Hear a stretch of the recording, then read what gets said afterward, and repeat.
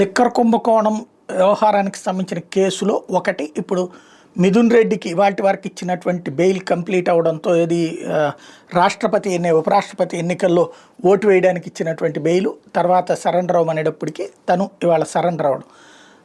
అదే సందర్భంలో రేపు తన బెయిల్కి సంబంధించినటువంటి వాదనలని వినేటటువంటి వ్యవహారం ఉంది. అది ఇంకో పక్కన వచ్చేటప్పటికి సిట్ కొత్తగా మళ్ళీ దర్యాప్తులు చేస్తోంది. వైసీపీ అధ్యక్షుడు జగన్ సన్నిహితుడైన నర్రెడ్డి సునీల్ రెడ్డి కంపెనీలు సిట్ సోదాలు చేస్తోంది. హైదరాబాద్ విశాఖలోని 10 కంపెనీలు అధికారులు తనిఖీలు చేస్తున్నారు. హైదరాబాద్ బంజారాహిల్స్ రోడ్ నెంబర్ 3 స్నేహ హౌస్లో, రోడ్ నెంబర్ 2 సాగర్ సొసైటీలో, కాటేదాన్ రాజేంద్ర నగర్, ఖైరతాబాద్ కమలాపురి కాలనీ, ఫేజ్ 1లోని కార్యాలయాల్లో, వాల్తేరు రోడ్ వెస్ట్ వింగ్ విశాఖలో ఉన్న కార్యాలయాల్లో అధికారులు సోదాలు చేస్తున్నారు.